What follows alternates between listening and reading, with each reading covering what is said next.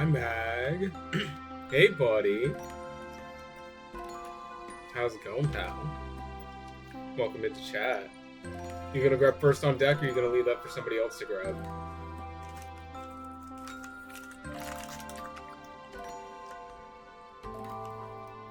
Yay! For gore. For gore. Yeah, I'll get switched over to the game here in a second. I'm still getting myself established and stuff. But how's it going, bud? You having a good day?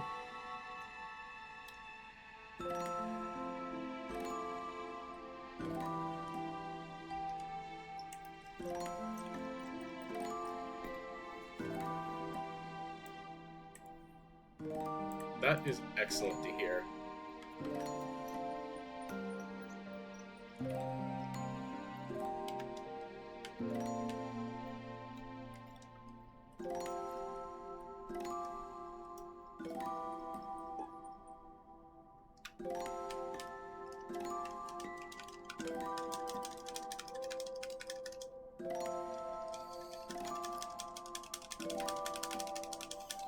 You may hear some button mashing. I forgot to do this before I started stream. I did some offline grinding for Nier, and that's because you know, grinding online stuff is kind of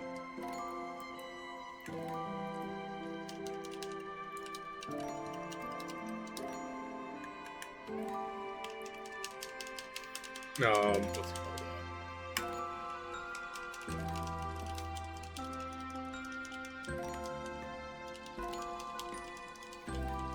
Grinding on stream is a little silly. Okay, but let's actually get switched over now because I'm back to where I was. Yes, all a touch too easy if you ask me. But like I said, did a little grinding offline. It's almost as if someone was guiding us to also this had to make sure I got the watermelons, and if I leave the village, then I Don't miss out on overthink stuff. advice. So, you know.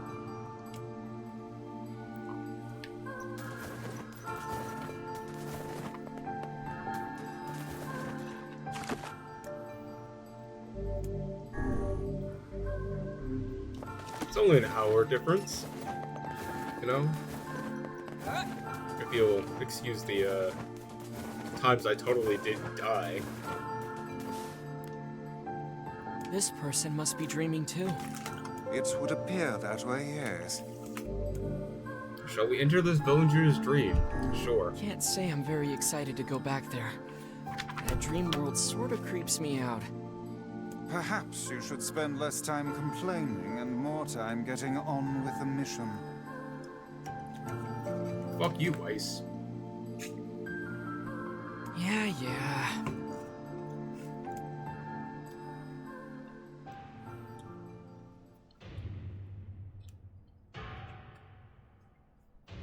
I breathe air scented with death and resist the urge to laugh, for I know it will sound like the words of a madman. How long have I been in this fresh hell? My box, my prison, is tucked beneath the stairway in a long unused catacombs of some infinite castle. Outside I hear the sounds of a funeral dirge that plays without end. The light has no place here. Wind is a forgotten friend. I pray for death to come, but he forsakes me. Time passes. An eternity slips by in a single tick of the clock. Someone knocks on the door. Anyone there? I hear an unfamiliar voice say. My savior. I claw at the door of my jail, embedding thick splinters under my ragged nails. I scream for help. I laugh. I sob. Surely this is a product of my adult mind. Surely it cannot be true. Help me, I cry. For the love of all the gods, help me. Impossibly, I hear the sound of the lock being torn out and falling to the floor. As the door slowly creaks open, I have just enough time to see a silver-haired boy and a floating book before the light pours inside. My eyes, accustomed to the blackness, explode with pain, and I'm forced to turn away. Who are you? I ask, shaking hands covering my face. How have you come to this place? I am Grimoire Weiss, and this is Aquarius. Long have we been searching for you. We shall awaken from this nightmare together. The one known as Aquarius extends his hand and pulls me from the cell.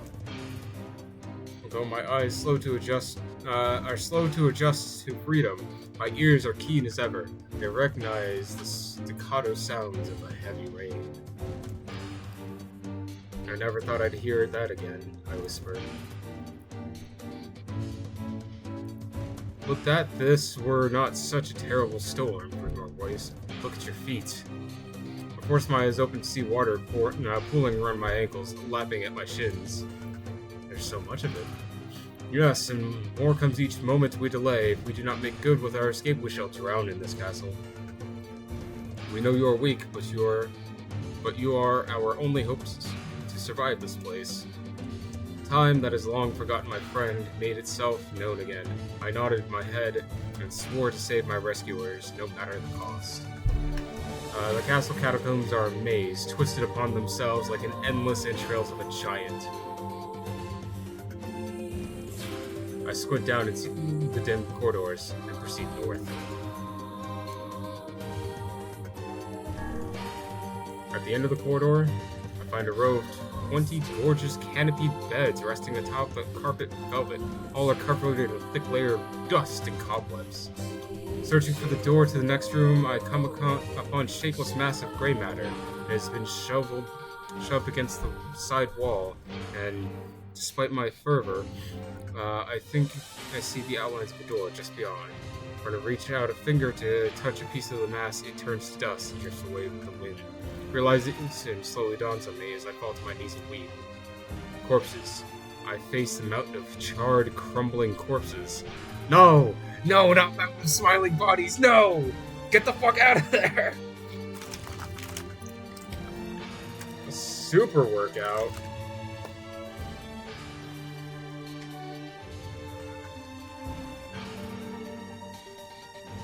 Okay. Hi, Tricky. Welcome into chat, bud. Man, we literally just started, and I'm out here working out already. Fuck, I really don't want to do this either. Suppose I'll get up and handle it in a moment. Someone piled these bodies into a tower and set them ablaze. Whether they were alive or dead, I do not know. Sanity will not permit me to consider the proposition further. I make a sound, whether to scream or laughter, I cannot be certain. Then my mind grants me merciful blackness, and I find myself opening the door and leaving the most terrible of rooms. I squint down the dim corridors and proceed east, because we just came from the south. And then to the north. East, north.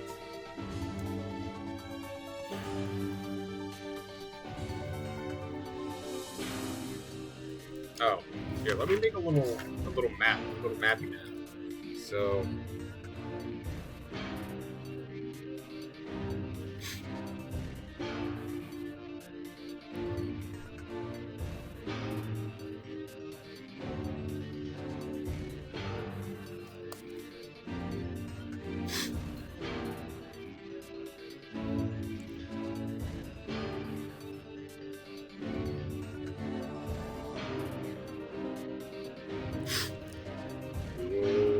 proceed more north. End of the path.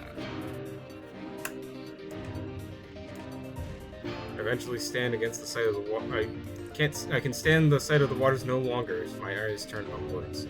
Imagine my surprise when I see a series of paintings hanging from the faded plaster wall. Each depicts a person in the prime of life, clad in clothing of the highest quality. Styles, however, strange to me, leading me to believe that these people had lived long, long ago. One subject wears an outfit that particularly catches my eye. It is constructed of a thin, breezy cloth and dedicated with a motif of flowers and birds, while encircling the figure's waist is a leather belt, the most perfect in construction and stunning costume even by modern standards. As I gaze at the portrait, I'm struck by the desire to touch it with my own hands. Yet I extend a single finger to the painting. and I'm gripped by the most unpleasant feeling. Staring closely at the image, I see it bend and warp the shape to another finger. Something behind the picture is pointing at me.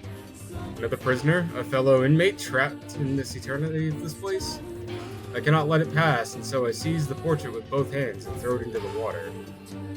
The wall is hollow behind the painting. Inside, I can just make out a body. Whether or not this is a prisoner, there would be no rescue. The poor soul is long gone. The scraps of clothing lie on the floor around the bones. One small amount of fabric has survived, but it features the same delicate designs that were depicted in the portrait. I've been admiring a row of corpses, blocked from view by portraits of the victim in their pinnacle. Enough shielding my eyes. I paddle forward in the water. I squint down, proceed south. So, continue east then, the end of the path.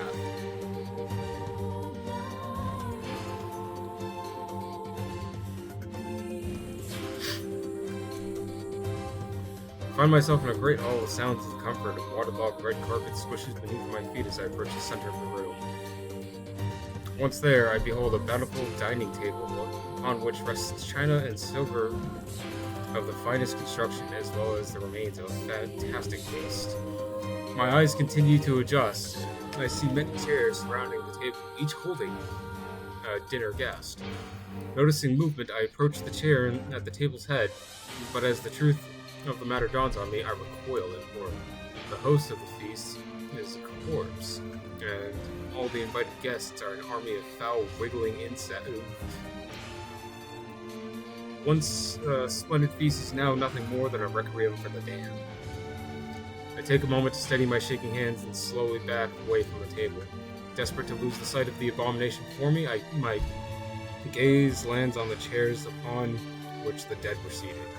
This is a mistake, for the chairs prove even more terrible than the feast itself. Each one is covered in a layer of spikes that run from the seat back up and down the arms. Up the back and down the arms. This explains why the color of the carpet beneath my feet. I can only pray that the unfortunate diners were dead when the meal began. For if not, it is a simple task to envisionize the agonized screams that must have sprung forth from their mouths. My mind grasps frantically at the possibility that these souls committed some terrific crime for which this was their punishment, though in truth I suspect they had committed no crime at all. There would be no tomorrow for these unfortunates. This was their last supper.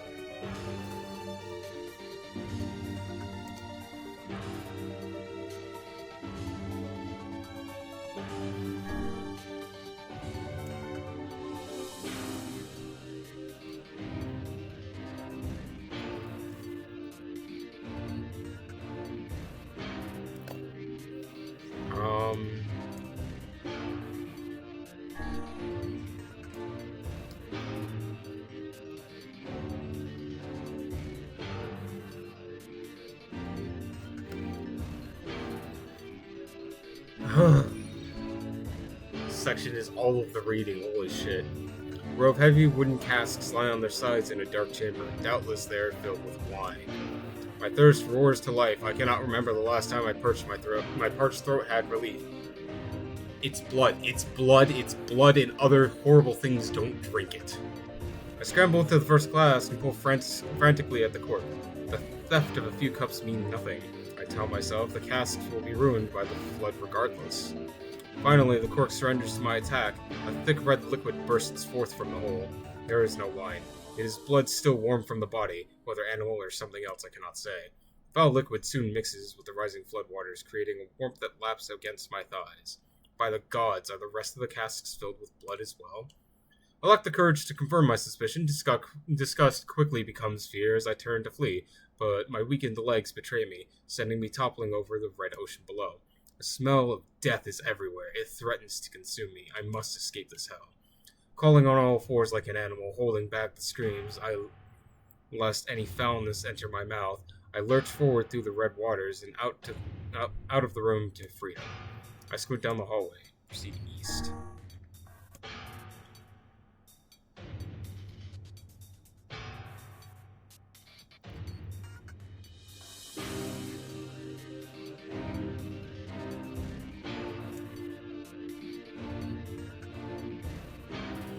Oh, fuck. The water has risen to my chin and now laps greedily at my mouth and nose. The dumb bass, shouts Aqua. He surely desires to say more, but the rest of his insult is cut short by the rising water. Vermore Weiss, wet and tattered, floats on the water's surface. It is already too late for him. This wasn't how it was supposed to end. Oh, I literally fucking die? Are you shitting me? Okay, fuck me then. Add one to the death counter, I suppose.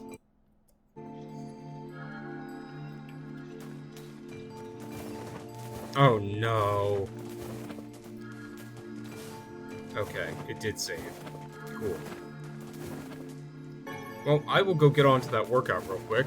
Tricky, welcome into chat. I hope you're doing well. I didn't realize that was still enabled. But what can you do?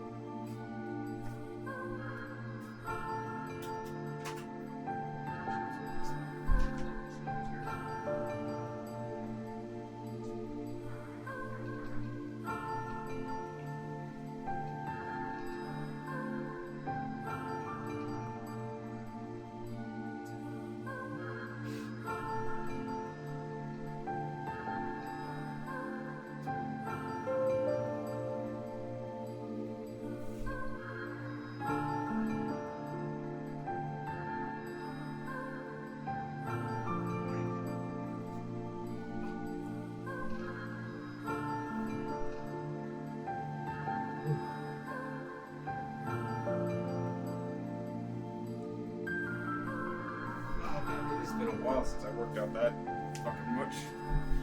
I am sincerely out of shape. Hope you're happy. No shoulders here. No, I'm jesting. Where did I put my glasses, though? I set them down. Now they're gone. Where did they go? Being blind is a wonderful thing. It's a terrible thing. It's a terribly wonderful thing.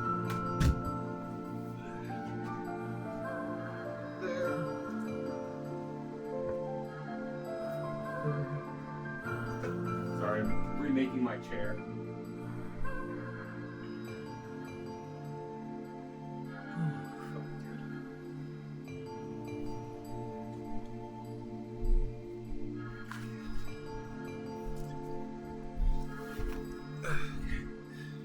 I hope you guys are having a fantastic day.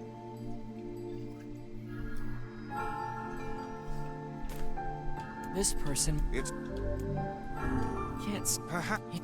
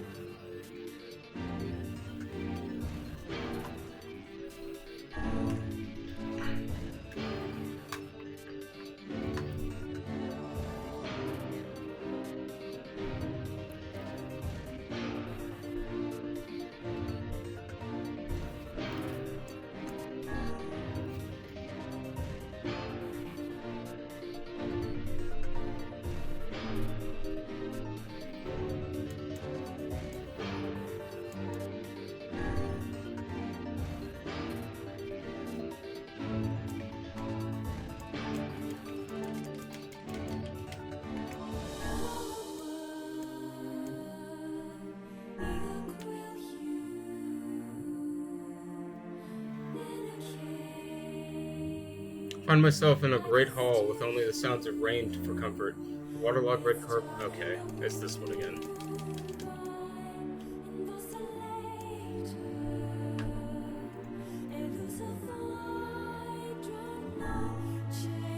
Against all hope, we make it to the front door.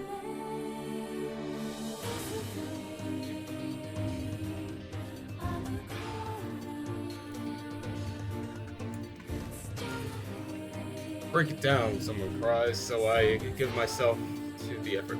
I almost had this first go. I just misread the fucking prompts.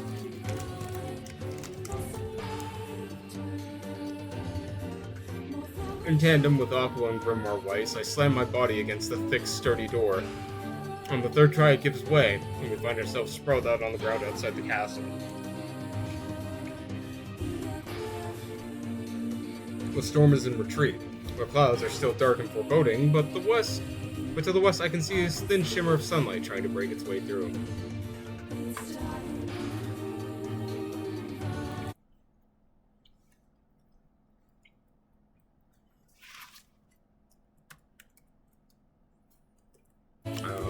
How can I thank you? I cry as tears rain on my cheeks.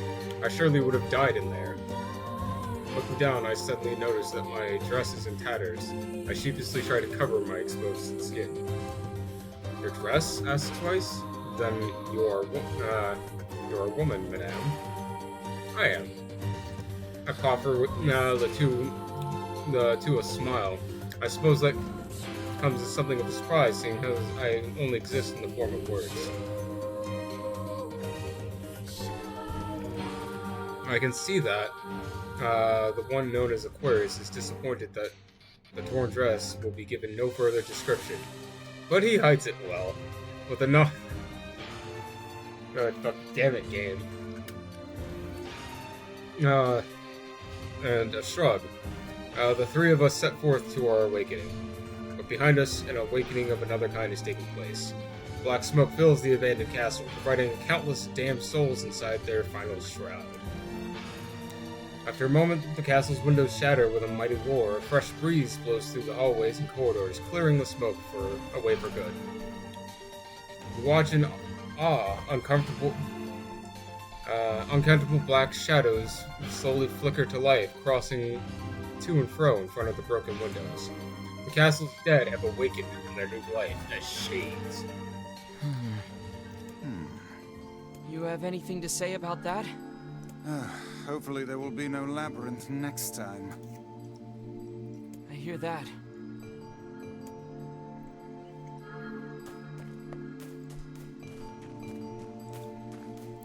And another victim. This work certainly is trying.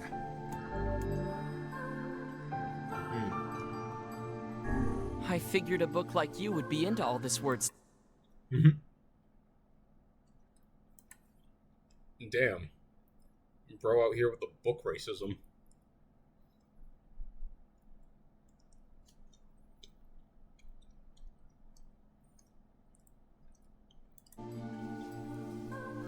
Even I have my exceptions. Now let's be off. Oh boy, more reading. A colony of massive structures was visible in the distance, their tall forms scraping against the sky.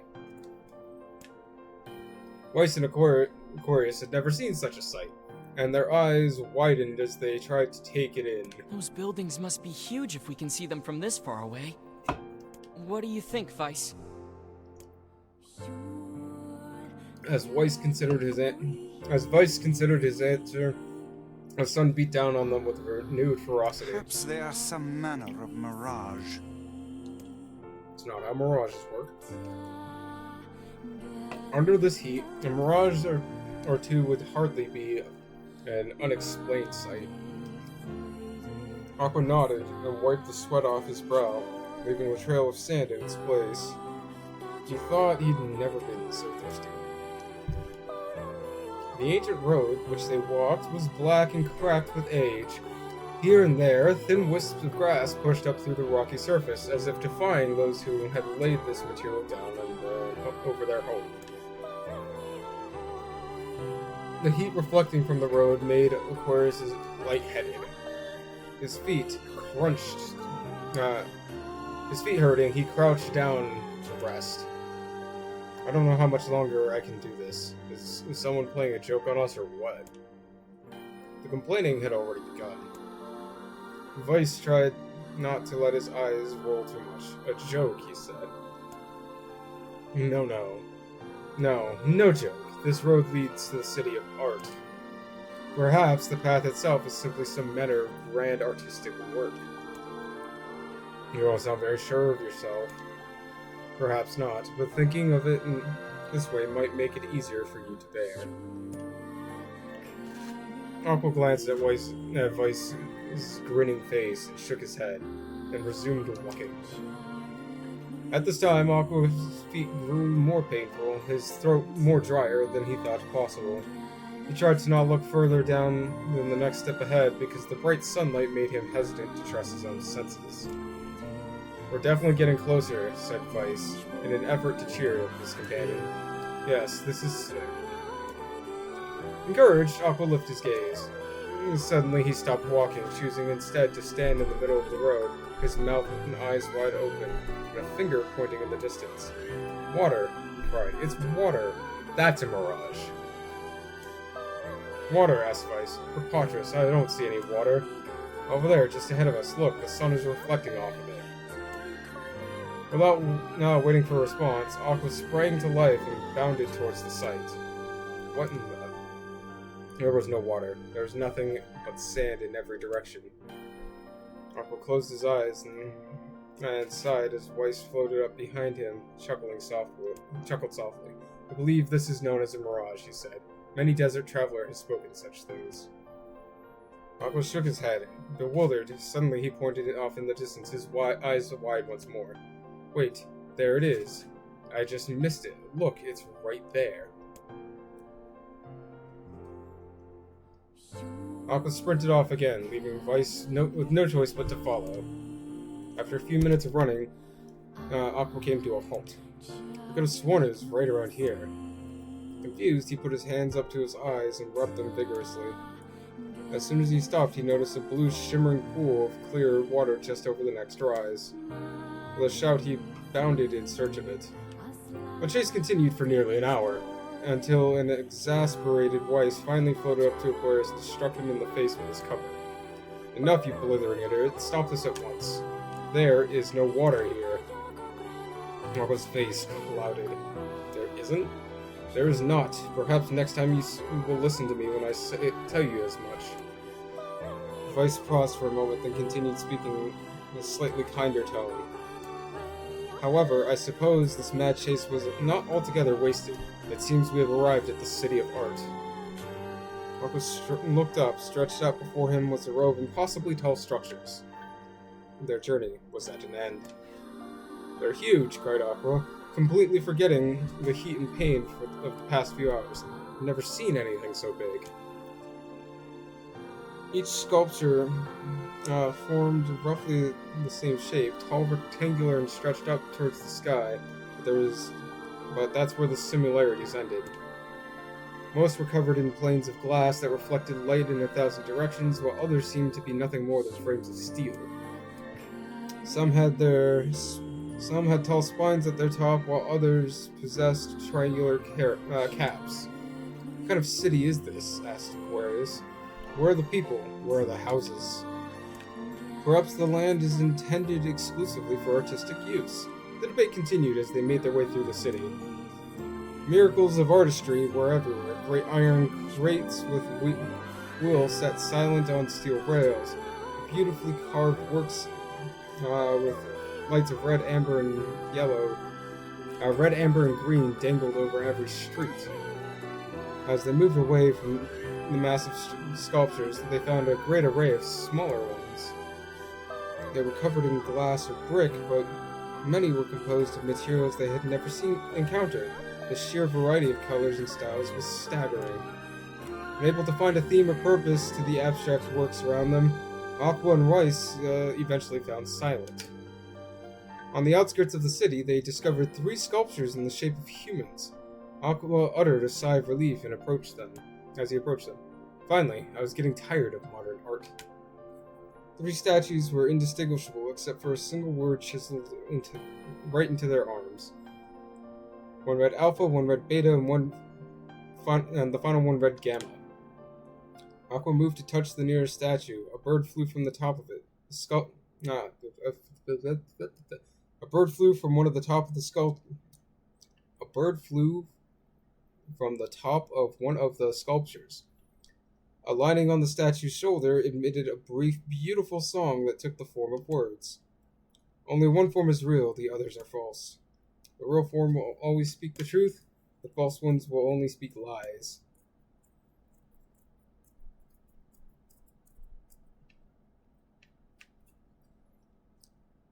With that, the bird departed as if on cue the three statues shuddered to life, acquiring color and form as they began to breathe. "Hey, look at that," said Aqua. "They're alive." The triplets bowed low before Aqua. "Please," said Alpha, "you have to get me out of this nightmare. I am real." "Stop lying," said Beta. He turned to Aquarius and threw his hands in the air. "Alpha's a fake. I know. I am. Alpha's a fake. You know, I am the real one." "What a load of crap," said Gamma. "Beta's fake. Everyone knows that I'm the only real one around here."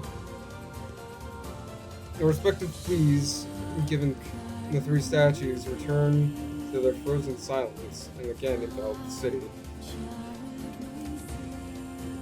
"Consider all the statements, only one of them could be the real thing," said Weiss. Alpha furrowed his brows and considered his answer. "One form is real, one is false. One form is real, the other two are false. The real one will only speak truth, the false ones only speak lies." Okay, so let's do a little bit of probability. If Alpha is telling the truth, and Beta and Gamma are liars, Gamma says Beta is false, which would be correct. Well, which would be correct. And Beta says Alpha is false, which would be a lie.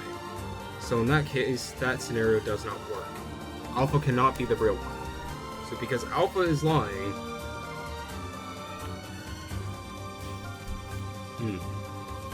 so Alpha is a liar.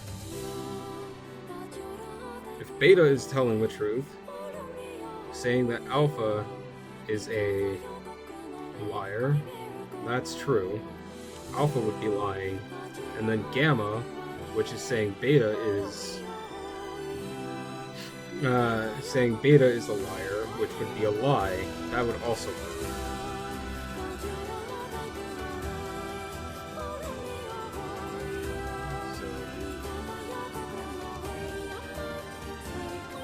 And then if Gamma is suspected of telling the truth, saying that Beta is a liar, then Beta saying Alpha is a liar would not be correct. That would be the truth. So it has to be Beta.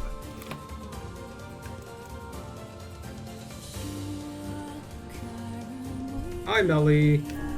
We're doing brain puzzles. The real one is Beta. No, Alpha's voice betrayed a notable lack of confidence. He was relieved to see Weiss nodded at him. If Alpha were telling the truth, began Weiss, in the dry tones of lecture, Beta and Gamma would be fakes. But in that case, Gamma's claim that Beta is a fake. I literally just went through this. I'm not reading. I literally just did that out on paper. As Weiss finished up his explanation, Alpha and Gamma crumbled soundlessly into dust while Beta sprang to life once more. "Congratulations, villager," said Weiss.